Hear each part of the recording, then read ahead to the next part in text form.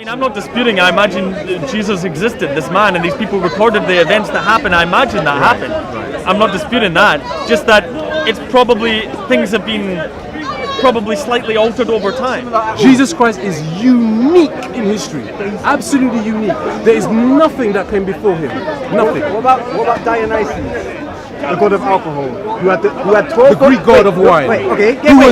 What was his name in Egypt? All the gods, all the so-called gods from Assyria and Sumeria and Babylon and Egypt and they all have the same personas, but they've changed their names. You're saying that every man should think for themselves, every man should have their own spirituality, yes. Every man should basically be, and I'm saying to you, if we don't have a precedent where we've all come as one, we're all having peace as a result of that, then what makes you think that we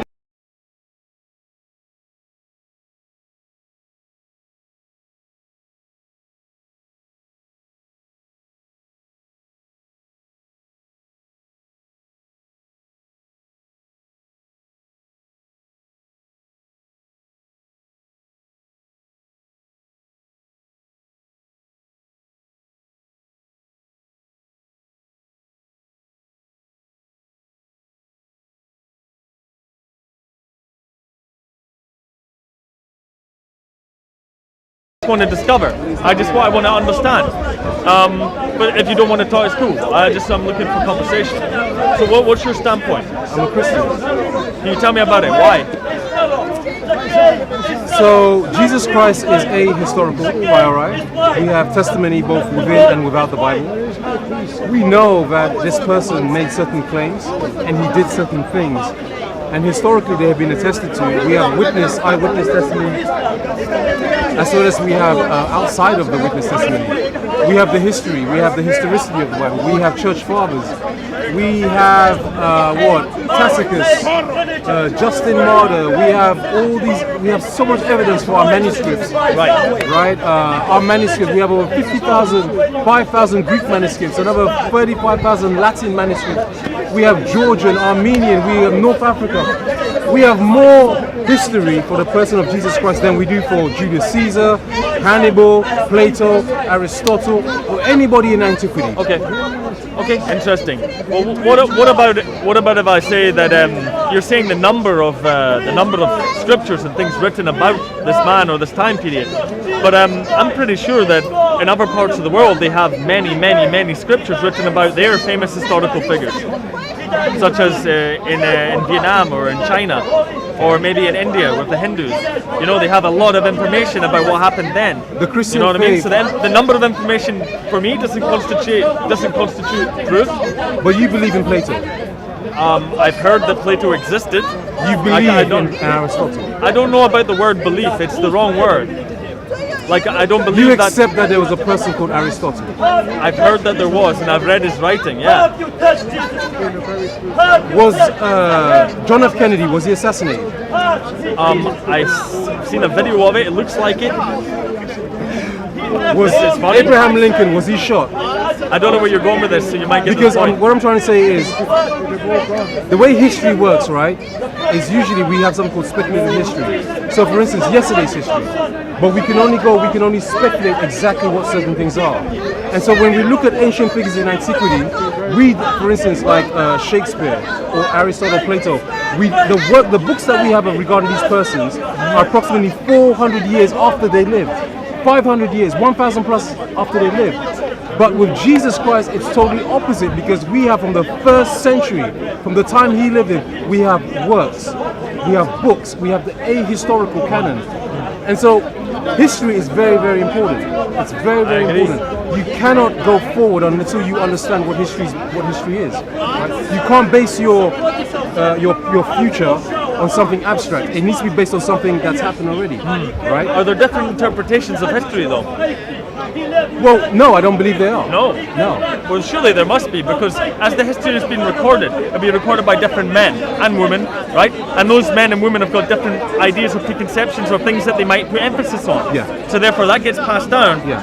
I mean, I'm not disputing. I imagine Jesus existed, this man, and these people recorded the events that happened. I imagine that happened. Right. I'm not disputing that. Just that it's probably, things have been probably slightly altered over time. As you go further back, things tend to change. Well, the story gets twisted. This is the marvelous fact about the Bible, that we can rewrite the whole Bible by just using the letters of the church fathers. Right.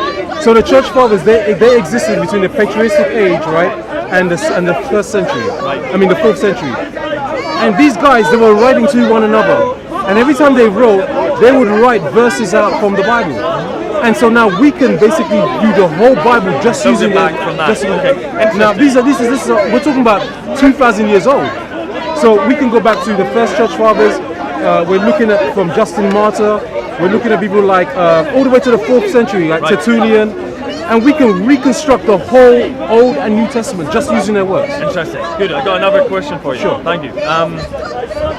A personal one though, so if you don't want to answer it, doesn't matter. I mean, don't answer it. But because we're talking about belief and faith, have you always been a Christian? No. What happened to make you come to Christianity? Okay, so genuine Christians, they have the way. First of all, they don't choose to believe in God. If you are genuinely a Christian, you don't choose to believe in God. Because I used to be boxing, a DJ, and doing everything that most people do in life. Right.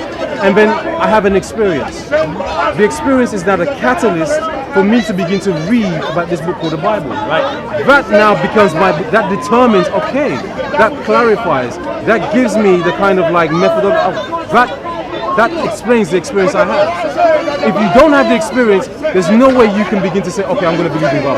Right, so you need a spiritual experience. Correct. That's interesting. I've not heard many people talk about that. Very interesting. You can choose to say, oh, now I'm going to be a believer.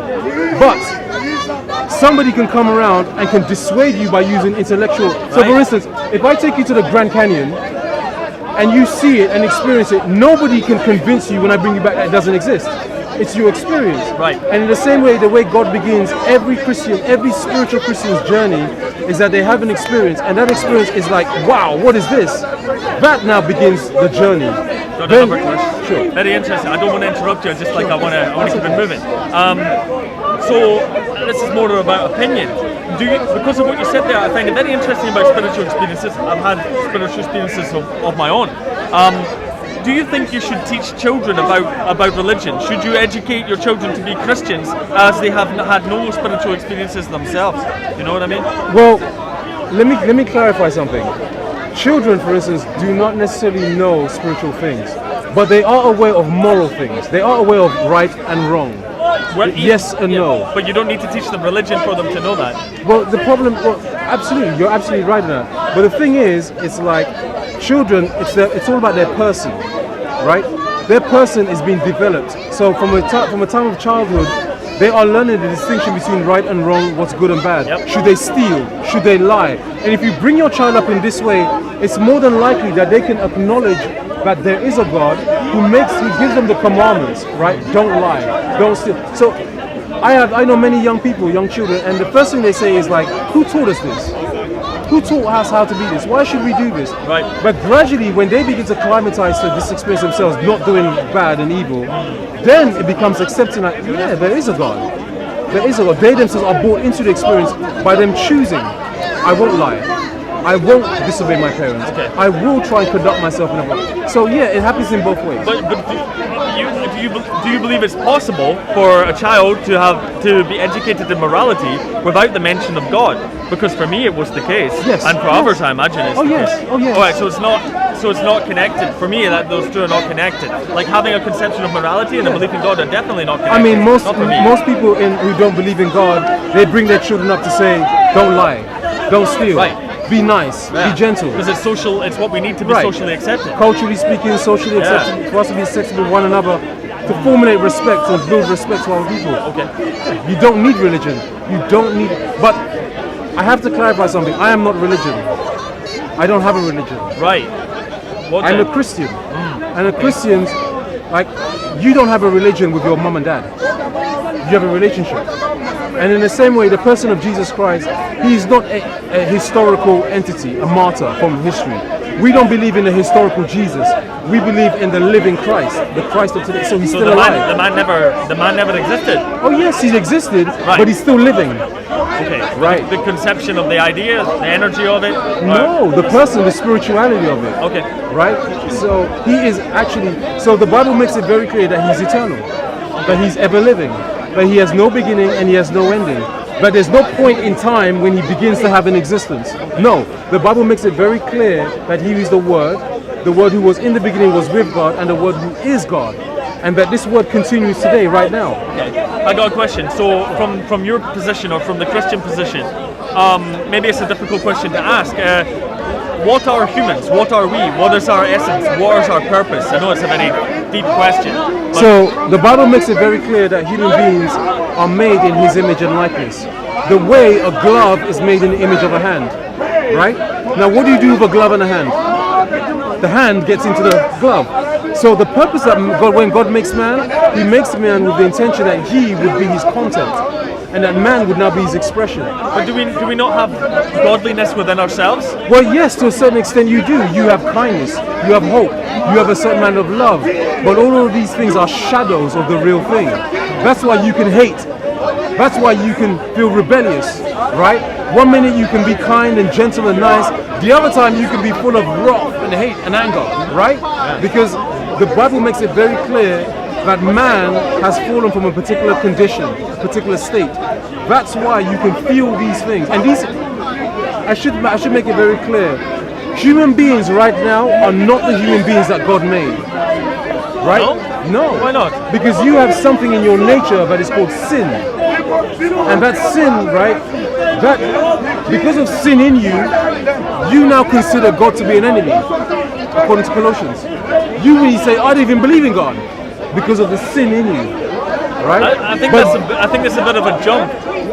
Because I mean, I only go by what the scriptures say. But all right, okay. I don't want to offend you, but no, my offend away. Definitely not. It's not my purpose in the part at all. I want to find out what you think. What I mean is, I would say maybe it's more valuable to think for yourself, though. You know, you say that's what the scriptures say. I understand following a belief system, but thinking for yourself maybe is more valuable. Well, we've had thousands of years of people thinking for themselves. We have all kinds of philosophies. We have all kinds of scholarly teaching. We have Confucius. We have people like Kierkegaard and Heidegger, existentialists. So thinking for yourself, and yet here we are. So this is where we are, thinking for ourselves. I know, but I just mean, I know I think I know where you're going with that, but I'm not sure it's the strongest of arguments, because in large parts of history, in large parts of Europe, I imagine, were heavily religious, heavily Christian, and I don't think those times were that great either. You know? No. You don't agree? No. You don't agree? Okay, well, I imagine there were times of complete ignorance, religious persecution, murdering people that questioned the church, and burning witches. That's not a great time. So it's very easy to basically use particular incidents and particular environments in some of our history and say you're going to frame the Christian based on that. Not Christian, just a conception of following a religious dogma and saying that everything was better back then. It's like rose tinted, you know what I mean? I can't agree. You had the plague, you had terrible things happening, and the Crusades and many wars. It seems to me just the same as today. More shouting, yes.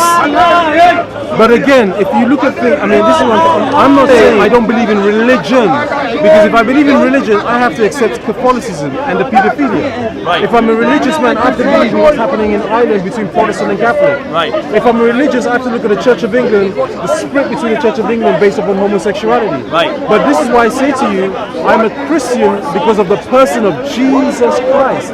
And that person, you cannot conflate the two persons and religion, the Christian religion today.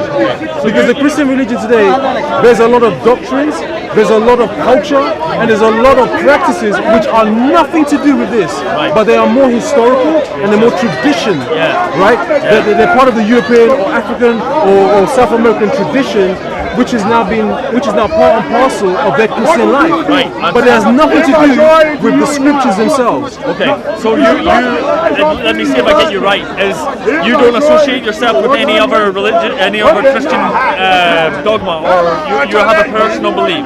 And you're not associated with a church or anything? I belong to a church, yes. Oh, okay, but does that not have something else combined with it, like an extra part of culture, different types of traditions? Because you're talking about there's different types of Christian, I imagine. So there are denominations, Right, that's the word I'm looking for. and each denomination emphasizes things based upon what? Doctrines, based upon practices, based upon, so for instance, you have some churches that believe in baptism by immersion. Some say no, just sprinkling. And then if the two disagree, they say, right, we're going our own way, and I'm going to form my own. You've heard of something called a Reformation, Yes. right? Martin Luther, right? When he came and when he nailed his 99 pieces on the walls of, I think, Gutenberg, right? Okay. We know about Calvinism, all of Count Zinzendorf, Zwingli. So many denominations, the Coptic Church, the Orthodox. Does this have anything to do with Jesus and the belief in God? Or is it Well, just no, culture that's been created around exactly. it? Well, this is the problem because a lot of these denominations, right, they are existing based upon division, on doctrinal division. Right. They are based upon cultural differences, right? So it's not based upon what the book says itself, but it's based upon my personal, I can't get along with you because you don't believe in this. I can't be with you because you disagree with that. Yeah. So eventually there's a division and a split. That becomes now a denomination. But essentially speaking, if you ask all denominations, Christian denominations, if you believe that Jesus Christ died on the cross, yes. Was he resurrected? Yes. Is he the Son of God? Yes. Did he die on behalf of our sins? Yes. Right. So the basic elements, the aspects that are necessary, the pillars, yes, they all believe. But in terms of all the details, right, that's where you usually find that there's a distinction, Okay. a separation. So it seems to me that those separations usually, I mean, maybe I'm wrong, but they usually result in conflict. Even though people, like you said, maybe have the same core belief of Jesus, Son of God, etc. But these extra stuff seem to get in the way of connecting. Yes, it does. Okay, So you can look at Ireland and England, Yeah. the Anglican, Protestant and Catholic. Okay, so another question. You were talking about the state of the world today. What do you think would be an improvement to that if everybody became Christian? Okay, well, can I turn that back on you? Sure. What do you think is what's your utopia? What do you classify as utopia? Well, I can't give a utopia because it's a false. I think it's a false concept. Like I would say that humans should strive towards improving the world in as much in many aspects as they can before they die. That's what I would like to say, to build it for the future, to try and improve it, leave it better than when you came. And there's many things that are going to be subjective about that. What is better? That's the issue. But I can't say that it would be everybody having the same idea. Maybe it's similar. You can draw an analogy to nature. Species are only strong if they have genetic diversity, right? Well, it's part of evolution. If you have a lot of different genes mixing from different groups, when something changes in the environment, they're much more able to survive. Now, maybe it's the same with ideas. You need to have a mixing of ideas and belief systems in order for people to be able to progress. I don't know. It's Do you have a a theory. precedent for this? Is there a particular? Can you look back in man's civilization and man's history, and you can set yourself and say, "Aha, they sort of had it." No, because every society has its flaws. Right. So there's no precedent for this thing you're looking for. No, I was just saying that I was giving the idea that maybe having a pluralistic ideas Right. are more beneficial than it's just this. But what I'm simply saying is that human beings, we have shown that in the last round figure 10,000 years we've been here, maybe probably longer, but we have no precedent for this. There's never been a unique time in history where we've all, our eureka moment where we've all said, right, that's it, we're all going the right way now. I agree. We're all on the same page. Yeah. But the person of Jesus Christ, the things that he says, right, no man has ever uttered these words. No man. Well, I mean, maybe. There's something along their minds. No man. So, for instance, Like I what? used to. Okay, have you ever heard of something called zeitgeist? I know the word. Zeitgeist. It's like the feeling of the time, the energy of the era. So, there was a movie called Zeitgeist in the 90s, right? In the early 2000s. Oh no, that. Yeah, I've seen it. Yeah, and it had 3 parts. Before you meant the meaning of the word. Right? The first part had to do with banking. Yeah. That we were all being swindled, that there was a secret, right? Right. The second part had to do with governments. That actually behind the governments there's a deep Secret state. societies. Right, secret societies. Yeah. The Bilderberg and Yep. okay. The last one happens to do with the person of Jesus Christ. And what Zeitgeist said that Jesus Christ, that there, before Christ came in his incarnation, that there was a myth. If you look at different Sumerian, Akkadian, Babylonian, Indian, you can find this person repeated in different myths, in Egyptian and Babylonian myths. Nonsense. Because Zeitgeist never thought that people would go out and do their research based upon the end credits of the movie. So the Zeitgeist did these end credits and said, this is what we're studying based on this. Some people, scholars, went out there and did the study, and they began to look at all the books that Zeitgeist was given, and they found it was all nonsense. Number one. Number two, there is no pre-mythical figures that have the same history of Jesus Christ, that acted in the way Jesus Christ did, that spoke like Jesus Christ. There is nothing like this. 100%. What you will find is people who have built up these myths, and they will say, oh, go look at that wall. Oh, take this manuscript down, right? So if you look at the Gilgamesh epics, you look at Enki and Enlil, you look at the Babylonian, right, some of the things in the Talmud, and I'm simply saying all of these things, when you look at them, nothing. Saying they're not similar at all. Jesus Christ is unique in history, absolutely unique. There is nothing that came before him. Nothing. What about Dionysus, the god of alcohol, who had 12? The Greek god of wine. Wait, okay. What was his name in Egypt? Who had 12? What was his name in Egypt? I don't know his name. Okay. Well, did he exist? as well. All the gods, all the so-called gods from Assyria and Sumeria and Babylon and Egypt and they No similarities. They all have the same personas, but they've changed in names. So, for instance, Osiris or Semiramis becomes Isis. Tammuz, right? Tammuz, he now becomes what? Ashtaroth, and later on, which we get the word Easter from. Ashtaroth, Esther, and Easter. All the so-called gods, all of them. None of them are like Jesus. There is not one that came with the same attributes, with the speaking, with the acts, with the whole, with the person. Nothing is like this in history. Nothing. Nothing. Okay, but for me, it doesn't really prove anything. Well, no, I'm just answering this guy. Maybe, okay, fair enough. But we're all unique, you know what I mean? We're all speak and act in a different way. So. Yes, but you wouldn't claim that you're the son of God, would you? No. Why not? Not in the way that you think it. Maybe I have my own idea about spirituality. Tell us, what is your idea about spirituality? Well, it's not it's not actualized. Is this subjective only to you, or is it? Well, it's going to be pretty difficult for anybody to understand. It's an act. For me, it's an active process. Like I said, as a skeptic, I don't.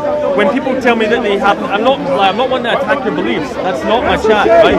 But we've been under the cook for 2,000 years now, so right. It's okay. So, what I think is that most people have to discover spirituality. I would say it's better if you try and investigate the nature of reality by yourself.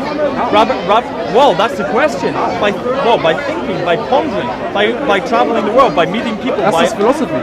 Well, what's the distinction between what you're saying and philosophy? Maybe nothing. But it's to try and understand. How many life. philosophies do we have in this world now? Not what I mean. Christianity, does it want to understand the world? Is it trying to explain the world?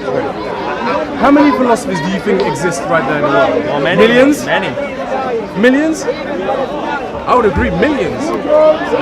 So I'm saying, where does yours fit in with all these millions? And more importantly, I suspect that you would also even borrow some of your spirituality from what others have already come about with.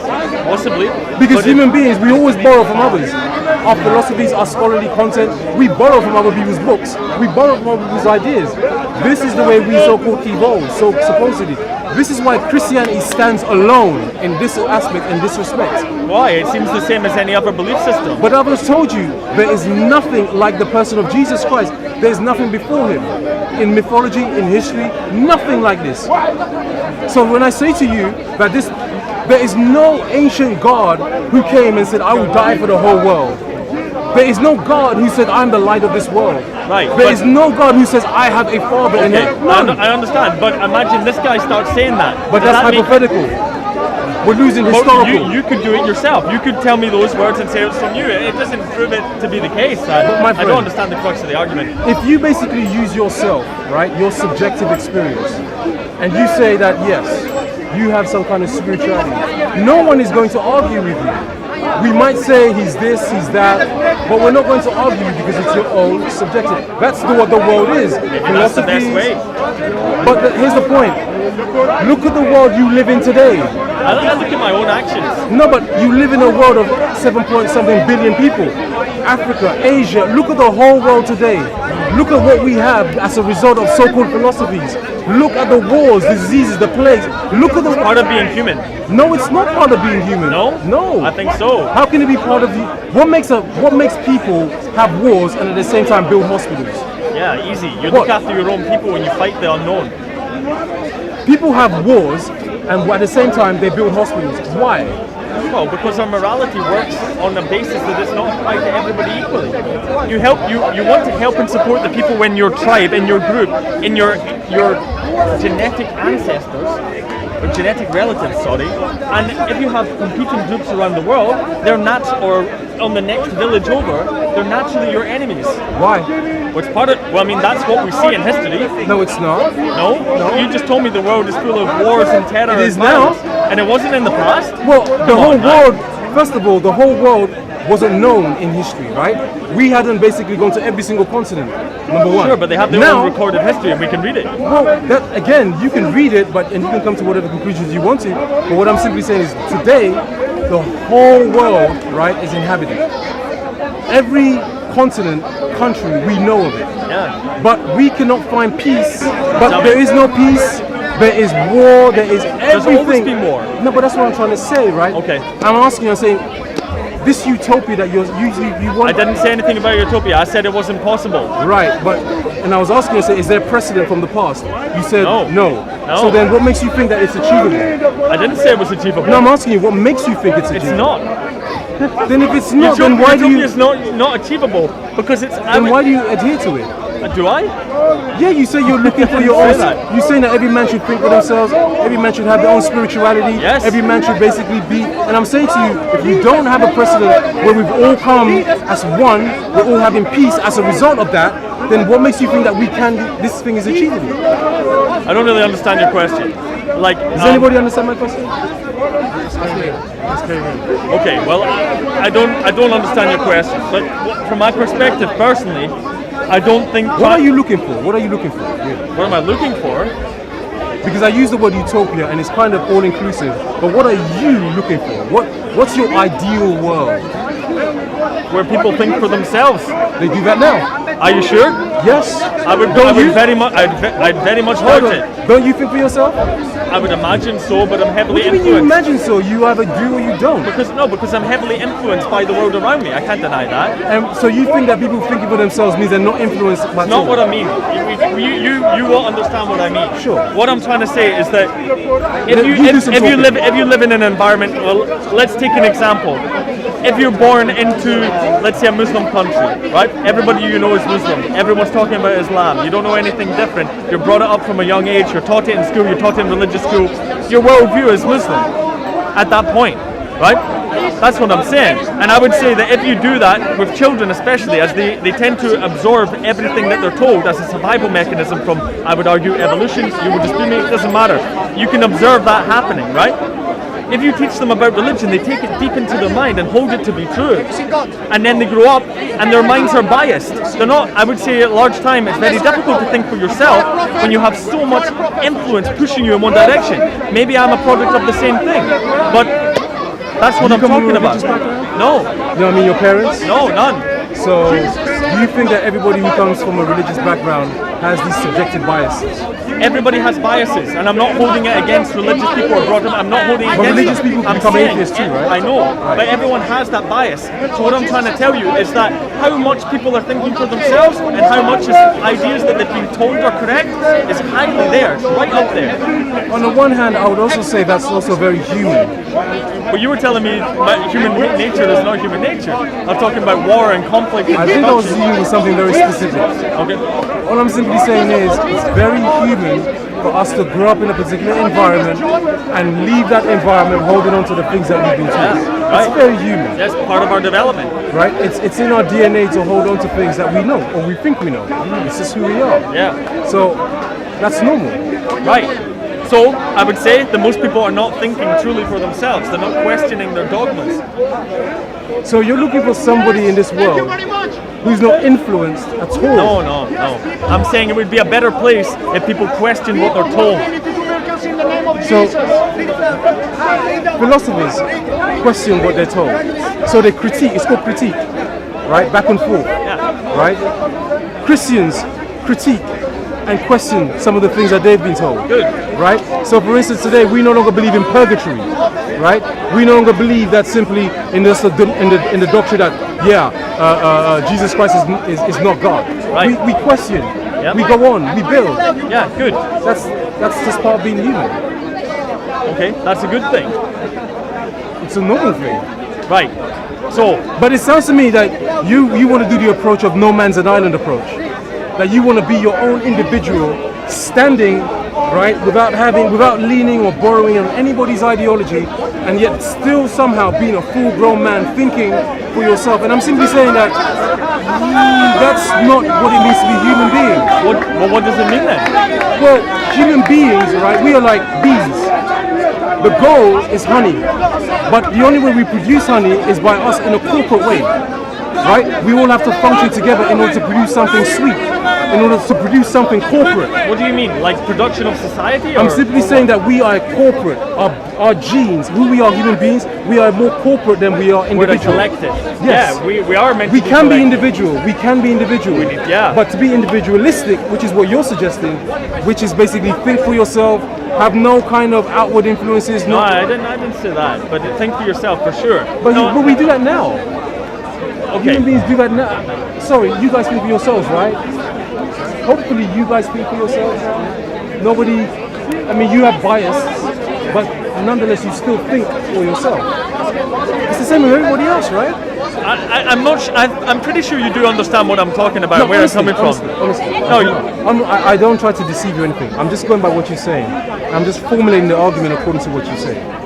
But maybe you're trying to suggest something else. No, I'm saying that it seems pretty evident to me that if you educate children to only think in one way and to think that another idea is wrong or evil or bad or sinful, that's going to really powerfully affect their intellectual development. I think that's pretty clear. Okay, so has anybody heard of Bart Ehrman? Bart Ehrman is a textual theologian. That is, he looks into the textual criticism. Right. Now, him from a child all the way, he was a believer. And then at some point, he says he's no longer going to believe. And now he's an opposer. He opposes the Bible. He has thrown out everything, right? He now opposes the Bible. He opposes what the Bible says. He opposes God. He says that basically because the Bible was not divinely preserved, therefore it wasn't divinely given. So that kind of like shows you that from a child, they do change. No, because is that would you tell me is that the He's not an isolated exception or the rule? case. He's not an isolated case. You can go to India and you have many people who are born into a caste system, Dismantling right? paganism, But the moment they leave Christianity, India pagan Christianity. and they come to US or they go to UK or anywhere in Europe or even Africa, This is right? your Trinity How many God. Indians This went is to your Trinitarian God, yeah? what do you call it? This is your Trinitarian God. This is it. Your Trinitarian God. And when they went to Uganda, they started a whole new environment, whole new The Son and the Holy living. The Ghost. caste system was no longer existed among these Indians. So again, they grew up with something. It was as children, they brought this idea across, but it just couldn't be sustained in Right. their present environment. Okay, yeah, because maybe they adapt to their environment, So which is a good thing. So it happens again and again in human beings, right? They don't grow up with this systematic view and continue with it. They change. Some of them do. A lot of them do. I would argue most don't. But maybe that's not a bad thing, maybe it is. It depends on what we're talking about. If you're Muslim, I would say leaving Islam is a wonderful good thing. Why? Why? There's too much content. Oh, tell me, man. There's tell too me. much content. Well, it's a powerful statement, and many people Yeah. will Yeah. maybe take offense to that. So let's Whether go. they take offense or not, irrespective to me. The point I'm trying to make to you is that, for me personally, my family, some of my family are Islamic. But they began to read and study. And the more they read and they studied, the more they began to step apart and step back. Because they found that what they're reading, it violates my dad. My dad just couldn't, he just couldn't. Because he realized some of the stuff he's reading in this, it just doesn't match who he is in his humanity. Right. Could you give me an example? Some of the things he was reading? Yeah. So, for instance, my dad used to believe in things like, I'll give you a classic. He believed that Jesus Christ was crucified. It was just a normal historical concept. Even as a Muslim, he had this view. But then, the more he read his Quran, the Quran says that Jesus Christ was not crucified. And this for him, see, because my dad is a historian, and when he began to read into it, he was like, what is this? And for many years, he couldn't leave his religion because it was part and parcel of who he is, right? His family members, they couldn't leave because it's part and parcel of who they are. Right. But gradually, because it's his job to be a historian, and he's reading history, and he's saying that, whoa. So he had to take a step back for a couple of years, and eventually he made the conclusion that, you know what, this book is not for me. Right. Okay. So the Quran contradicts the Bible in many ways. If you've heard of things called historical anachronisms, look into that again. So many, the Quran borrows stories, borrows places, borrows persons. I've heard of this, yeah. Right. And it gives you this Islamic twist and says, aha, here you go. And you're like, But what you said was that you would say it was a good thing if somebody left Islam. Why though? Just because it's inaccurate? if you, I'm asking you for evidence. I'm not sure. saying you're wrong. JFK was shot, right? Yes. Abraham Lincoln was shot, right? These are historical events. If you go around saying there's no such thing that JFK was shot, that Abraham Lincoln was not shot, we would look at you with a massive amount of skepticism, like, what are you talking about? Because that's not even historical. Right. So when you have a group of religious people that go around and say that this thing did not historically happen, then you begin to say, well, whoa, there's something wrong here. There's something fundamentally wrong here. Right. Right? Okay. Because it's like me saying that, I mean, there's other examples of this. Well, what about? I mean, it can. Well, what I'd be interested in talking about is a wee bit more in detail. There is.